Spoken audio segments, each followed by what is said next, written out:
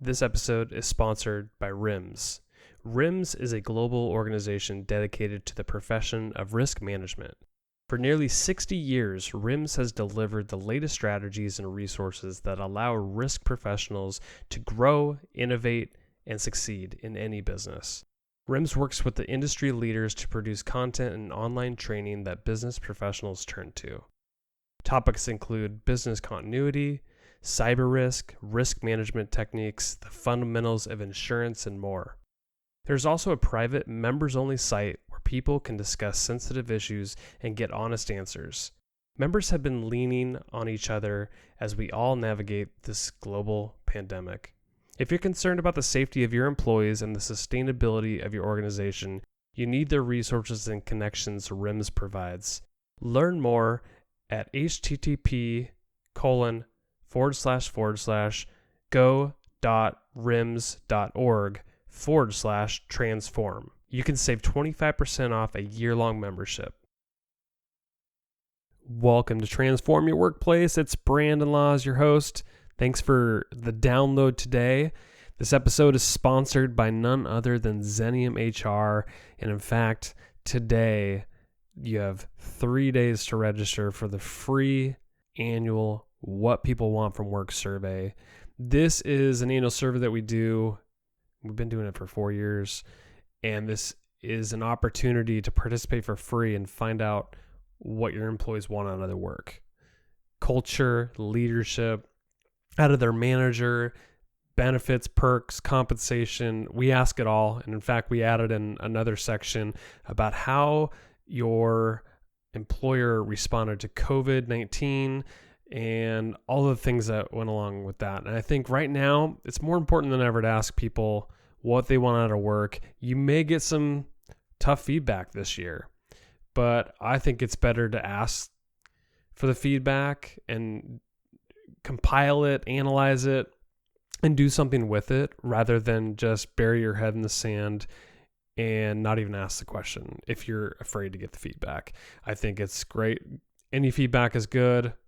You could take it or leave it, but I think it's always a good thing to ask your employees what they want out of their workplace, out of their culture, and all of that, and then figure out if there's any themes and then do something about it. So this is a free survey that we do every year. It's comprehensive. What you get as a result of it is a free report. It's going to include all the quantitative data. And there is a premium upgrade that you could do. We'll benchmark you against similar industries. We'll split your company into different demographic splits if you want, like education or years on the job, things like that. And then we'll make sure to give you all the comments too. So link is in the show notes. We hope you participate. You have 3 days from the time this releases to sign up. Okay, on to today's episode. I have a conversation with Pam Marmon. She is the author of No One's Listening and It's Your Fault. Get Your Message Heard During Organizational Transformation. This episode is all about the communication aspect of change management. There's a lot of change happening right now. I think we all have to understand what role we play in change management. So what's the role of the leader? What's the role of mid-management? And as individuals as well and contributors. And Pam has a lot of great stuff as to how to communicate, what to communicate, when to communicate, and just the overall process. So you're going to get a lot out of this. I think it's more relevant than ever right now as there's so many technology changes, process changes, corporate structure changes, all of that. So you're going to get a lot out of this. Hope you enjoy. Let me know what you thought about the episode. Reach out to me on LinkedIn, Twitter, Instagram, all of those places. You can find links to my profiles in the show notes. Would love to hear from you. Enjoy the episode.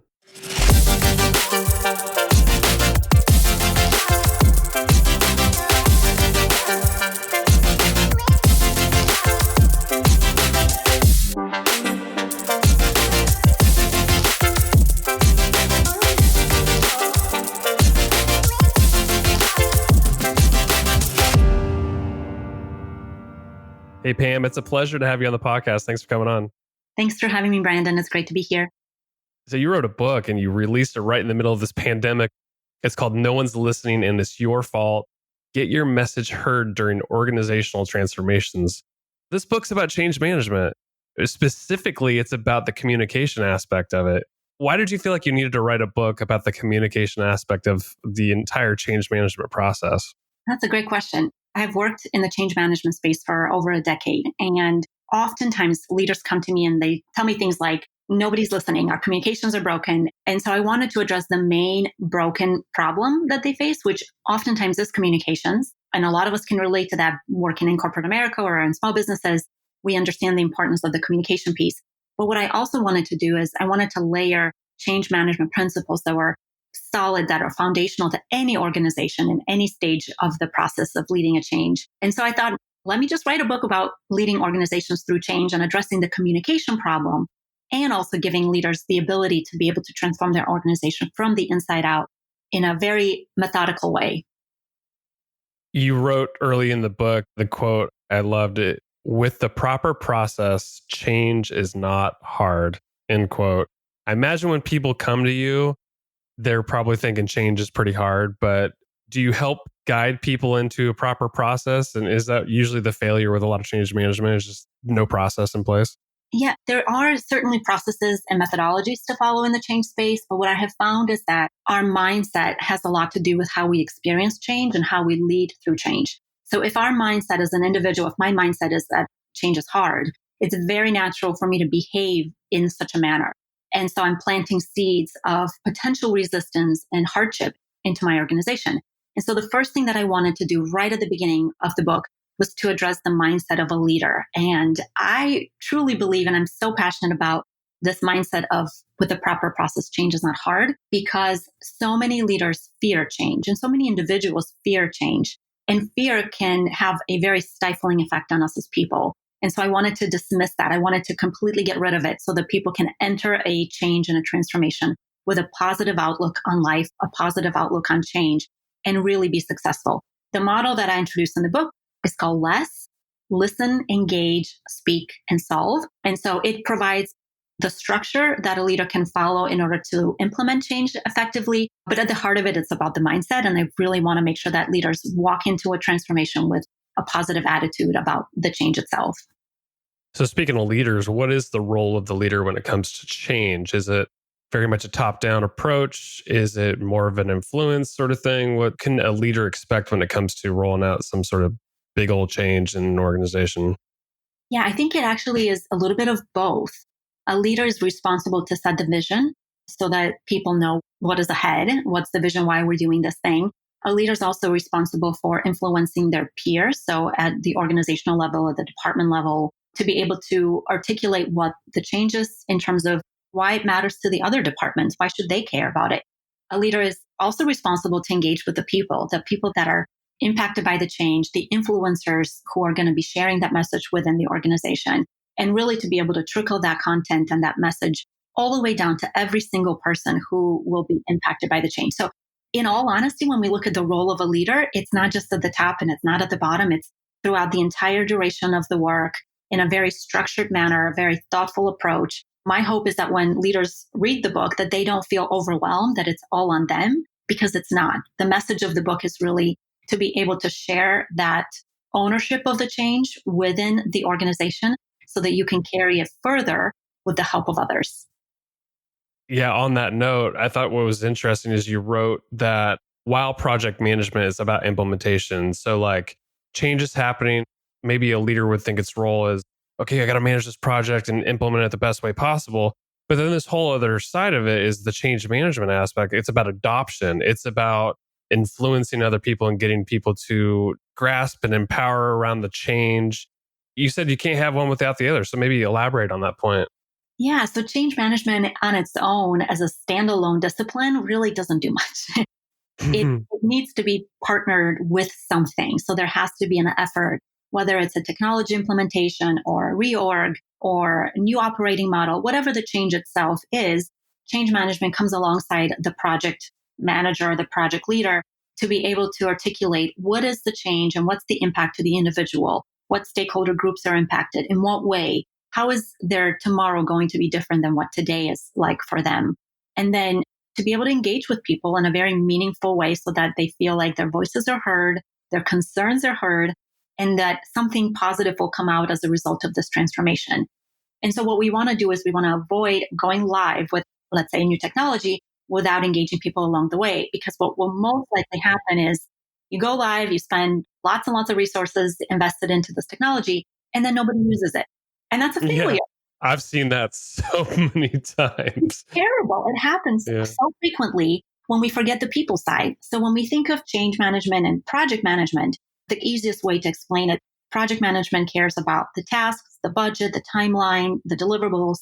Change management is concerned about the who, the how, what was it like for them? Will they use it? What kind of training do they need? Do they have the right messages and the right information to be successful in the future? So that's why the two are together. They rely on one another to be successful. And ultimately, we're driving towards the same goal, which is a successful implementation, a successful change.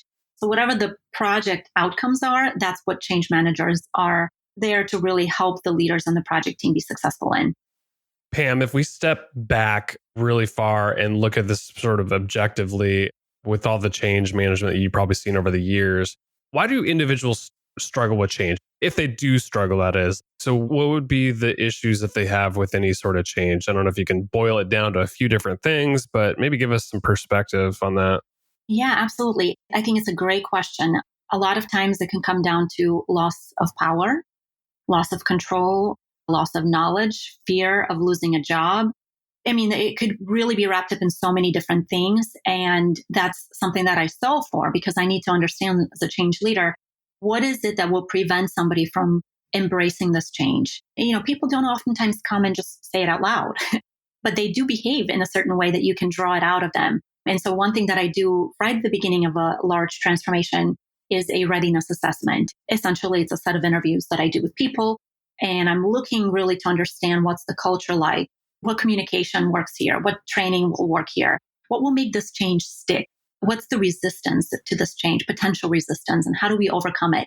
And it's not always the first question that I ask, but typically it's the question after the question after the question that gets me the true essence of where the resistance may be. And then as I design the change strategy, I'm mindful to engage people in a meaningful way, specific in the context of that culture of that organization, so that we can overcome barriers. And really, as we embrace we're in this together mentality, we're looking to engage people early on. We're looking to remove barriers and to really help them understand how they can be successful, because that's really what people want to do. When you launch a change, they care about what's in it for me. How will I do my job differently? How can I be successful? Because all of us want to do a good job at work, and we are intending to be good employees and good leaders. And so that's kind of the mentality behind leading organizational change. I think what the challenge with change is that you don't know what everybody's reaction is going to be. And you highlighted the point that we all know the grief curve, right? And you kind of walk through this cycle of feeling different stages of emotions. And you said that change, it has a curve of its own and it's very similar to the grief curve. So maybe explain that and what kind of range of emotions people go through when it comes to change. Absolutely. The change curve is fascinating because it's so consistent in what we see in the marketplace. Initially, when you don't know that change is happening, all is well until that change is introduced. And all of a sudden now you're aware that something will be different. And typically this is where we see people start to question what's in it for me. We lovingly call it, lovingly or not, but we call it the valley of despair, where people dip into the lower productivity and just this uncertainty. The role of a good change leader and a good leader is to be able to help people bounce back as quickly as possible while recognizing that there's some true or raw emotion that can take place in that space. And it's required for it to kind of take its turn. And then once we communicate why the change is happening, what it's going to mean for people, how it's going to change the future of their work, people start to understand it more. Eventually they accept it. And eventually you hope that they own it. And at that ownership level is where we see that true realization of the benefits of the change that we set out to do at the beginning, where we're actually successfully thriving in this new environment. When it comes to change and communicating a change is happening, is there such thing as communicating too much? Yeah, absolutely. We have to be mindful of what we communicate and when we communicate it, and also who communicates it. So at the beginning of a project, a lot of the work will be around the vision, the why, more kind of strategy, I guess you could say. And it's very important that these messages come from the executive leaders or just the leaders of that team. As we get closer to implementation, we start to shift our focus on the how. What does it look like? What are the technical pieces? What is the design of that change itself going to be like? And so we shift from the what is it to the how is it going to be done. And then once we go live, we start to communicate differently about the impact. So now we can actually track metrics. Hopefully, we have some data to back up the reason why we did this change. We can support that through messaging, but also through celebrations. And I think that's another important aspect of communication that oftentimes leaders miss because we wait until we have all of our ducks in a row and everything is perfect. The reality is that change is never perfect. In all the years I've led change, we've always had changes to the plan, the timeline, the budget shifted. And so if we walk into a large transformation and we expect it to be perfect, we'll probably be disappointed. But the reality is that our people are investing a lot of their energy and their time to make this successful. And so if we can recognize people along the way at the milestones, and as we see good work come about, I think that's really going to infuse the organization with a lot more energy so that we don't get burned out by the time we actually go live. It sounds like you've gone through lots of change yourself, and maybe that's why you originally got into helping others go through change management. I'm curious if there's ways that you can assess or determine if an organization is ready for the change, meaning the people within it, are they going to adapt quick, or is this going to be really, really hard? Because maybe it's not the right time. Maybe it's something that you could push out a little bit if they're not ready. So how do you analyze that? I do it through the Readiness Assessment, and I set out to interview stakeholders at the executive level and then managers and then people throughout the different departments to really understand what is the landscape of the changes happening within your organization. And I will ask them specific questions around what other changes are happening. What's very telling for me is what's actually not being spoken. And so I'm looking to see at the different levels of the organization, what do people not know that's coming their way? Or what do they know that they're sharing in a positive way or in a negative way? And what are they missing? What I love to sit in the silence of the awkward silence when you ask an interview question and people are just not sure how to respond or follow up with a question. And to me, that's absolute gold because I can walk away at the end of it and analyze the responses and be able to articulate now is the right time or now is not the right time. And I have had clients that I've worked with where we kind of initiated the initial conversations and realized there wasn't a vision. And so we had to pause everything until the vision was very clear. Because you can put all the right change management principles in place, all that is great, but without the vision, it won't be successful. And so, yeah, I think it's critical that we know and we understand as an organization what is in front of you and how do you stage it well. And also, if there is a lot of change, we reach the point of change saturation. And that's the point where people just can't absorb it. It's impossible to actually do anything more that's positively going to add to anything at all. I caution leaders not to be too excited about change. Now, you kind of touched on it. I do love change and I have experienced a lot of change in my life. And so for me to say... Yes, you have. You, just before we were live on the air here, you were saying how you just moved around and it sounds like you like change. I do. I love it. And it's a muscle that you build. But I also have to be mindful that there are times when less is more. And we live in those days in 2020 right now when less is more. And we have to be mindful of the right types of changes that we're introducing and the amount of asks and requests we're putting on people and the pressure we're putting on people. So all is balanced when we look at the scope of the change.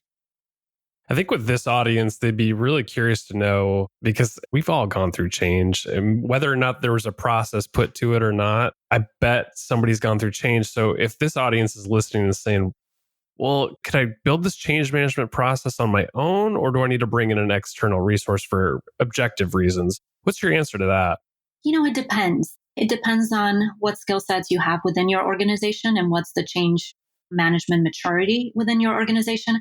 Oftentimes, when we talk about change maturity, we look at the frequency of when change management is being practiced or applied on a project, for example. And so, is the language in place? Do people even know what the terminology is and how to articulate it? And then as you start to build that capability, similar to building a muscle, you start to see more of it. And so it starts to emerge in more projects. And then it becomes embedded as the way we think about our work, to be inclusive of people, to communicate frequently, to share the right messages. And then over time, that maturity continues to grow. And so you have a more robust program. So to answer your question, I really do think it depends on the people that you have within your organization and their level of interest in the change management. initially it's probably wise to bring an expert to come and guide you through that process and to build that maturity model within your organization. And certainly that will take years to mature an organization from a skill set perspective. But on a project level, I think one off here and there, I think it's appropriate. There's a lot of work that can be done on the individual side as we think about our own skill sets. Can I get certified? Can I educate myself through online courses or books that I can read? How can I apply it and practice it? Really, the best way to build a skill is to practice it. And so I always encourage people who want to get into the change management discipline to find an opportunity to actually apply your knowledge so that you can build it and continue to grow. And if you can get a mentor who is skilled in that space, certainly that will add to your ability to grow and expand your own leadership skills. My favorite section of the entire book was just this powerful nugget. In fact, I took a picture of it because I thought it was so useful. A case for change. It's a series of questions that you can really answer. And you give examples of the questions, but maybe an organization could develop their own questions. But it's basically a script that you could use, share with leaders so that messages are consistent across the entire organization. Talk about why this is so important with any change management process, especially the communication aspect of it, and what questions might be a part of this. Yeah, so the case for change is something that we establish early on in the project. After we've done our readiness assessment, after we understand what the project charter is and we know why we're doing this change. And essentially, it's basically a script that we craft, and it's a foundational message that we can use and recycle with various different audience groups. And it addresses the why is this important? When is it going to happen? What's the impact? And then we adjust it based on the audience. For example, executive leaders may have a very similar message, but a different angle of it versus when you take it down to managers, it may be a little bit more focused on the impact to their team specifically and what they can anticipate. But it gives us a platform of consistent messaging. And why it's important, it's because we as human beings need to hear the message several times before it sinks in. And if we hear the same consistent message over time spoken by different people within the organization, we can grasp it better than if we hear something that sort of sounds similar, but not quite, and people have added their own interpretation of that message to it. It will confuse our teams. And so that's the essence of having that messaging crafted initially so that you can articulate it, you can share it, and then you can start to embed it as the project continues and you're doing, let's say, roadshows or presentations to different teams. You have a starting point. You don't have to start from the beginning. I have found that to be extremely helpful with the projects that I've led.